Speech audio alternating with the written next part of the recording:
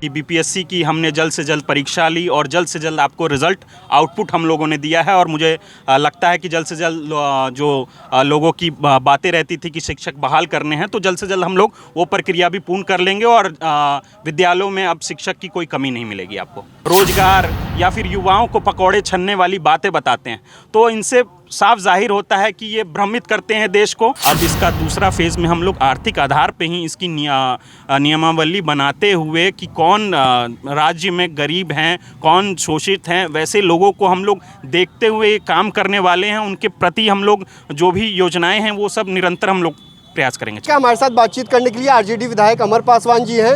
अच्छा, सवाल उठता था कि बिहार में रोजगार नहीं मिलता, बिहार में तो जंगल राज की स्थिति है, क्या लगता है?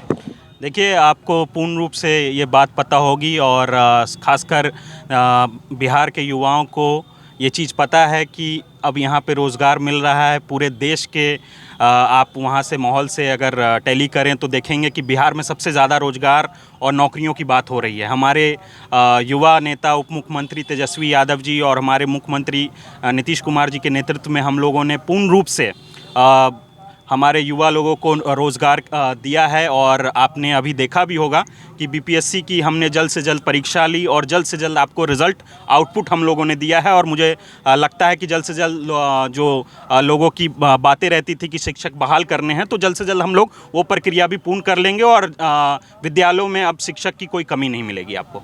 कहा जाता था कि बिहार में नौकरियां नहीं है, यहाँ सिर्फ जंगल राज है। बीजेपी वाले अब भी कहते हैं कि हत्या मर्डर होता रहता है। देखिए, इनका काम ही दिन भर है गाल बजाने का और हमेशा देखते हैं कि कैसे वो विफलताओं की लिस्ट गिनाई जाए, लेकिन ये लोग खुद तो कोई काम नहीं करते। 10 साल से ये लोग गद्दी पे बैठे हैं, श्रेष्ठ गद्दी पे बैठे हुए, देश की श्रेष्ठ गद्दी पे बैठ के ये लोग खुद रोजगार या फिर युवाओं को पकौड़े छनने वाली बातें बताते हैं। तो इनसे साफ जाहिर होता है कि ये भ्रमित करते हैं देश को और युवा को रोज़गार देना या फिर कोई भी ऐसी नई नई व्यवस्था करना इन लोग के बस की बात नहीं है। तो ये लोग हमेशा एक भ्रमित करने का काम करते हैं। बीएड वाले परेशान हैं, उन्हें नौकरी मिलेगी कि नहीं मिलेगी, सुप्रीम कोर्ट ने निर्णय लिया, फिर आपकी सरकार गई हुई है, तो क्या लगता है उन्हें मिल पाएगा? बिल्कुल बिल्कुल, बीएड वालों को भी नौकरी मिलेगी। और हम लोग के जो युवा माननीय तेजस्वी यादव जी हैं मुख्यमंत्री, उन्होंने पूर्ण रूप से कहा है कि सरकार आते के साथ ही 10 लाख रोजगार देंगे।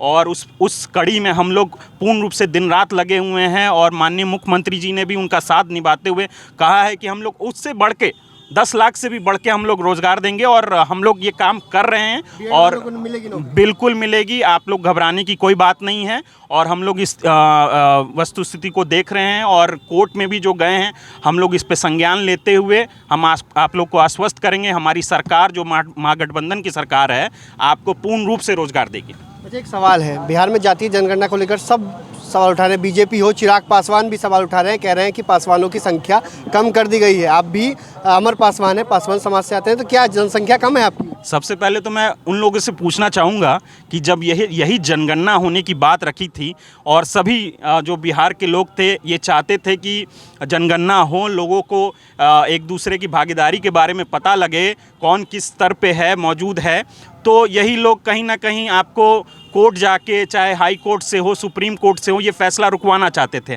आज जब हमारी सरकार ने इसको पूर्ण रूप से इसको करा लिया है, तो आज अपनी वाहवाही लूटने के लिए आगे बढ़ रहे हैं कि भाई हमने ये काम करवाया है। तो आप इस चीज़ पे देखिए ना कि हमारी महागठबंधन सरकार ने पूरे देश में सबसे पहले ये काम करके दिखाया। अब तो जगह जगह इसकी मांग उठ रही है कि जल्द से जल्द सभी पासवानों की संख्या क्या कम है? नहीं, बिल्कुल पासवानों की संख्या हम लोग दिखाई गई है वो सही है ना? बिल्कुल सही है। और देखिए, मैं ये तो कहूँगा ही कि अगर इसको जो पासवानों की संख्या है, बिल्कुल एक निश्चित तौर पे सही है। अगर इसमें अगर एक आकलन भी आधार पर आरक्षण देने की भी बात है, बिल्कुल आर्थिक आधार पे ये हम लोगों ने जातीय जनगणना जो की है, अब इसका दूसरा फेज़ में हम लोग आर्थिक आधार पे ही इसकी नियमावली बनाते हुए कि कौन राज्य में गरीब हैं, कौन शोषित हैं, वैसे लोगों को हम लोग देखते हुए काम करने वाले हैं। उनके प्रति हम लोग जो भी योजनाएं हैं वो सब निरंतर हम लोग प्रयास करेंगे चलाने। आपने सुना कि क्या कुछ कहा है आरजेडी के विधायक है अमर पासवान, जिन्होंने साफ साफ कहा कि बीएड वाले घबराए नहीं, तेजस्वी यादव की सरकार है और महागठबंधन की सरकार है, सभी को नौकरी मिलेगी, कोई घबराने की बात नहीं है और सरकार रोजगार की दिशा में काम कर रही है। बीजेपी वाले सिर्फ झाल बजाने का काम करते हैं, पकौड़े तलने की बात करते हैं, लेकिन रोज़गार नहीं देते हैं। वहीं चिराग पासवान और जिस तरीके से आरोप लगाया था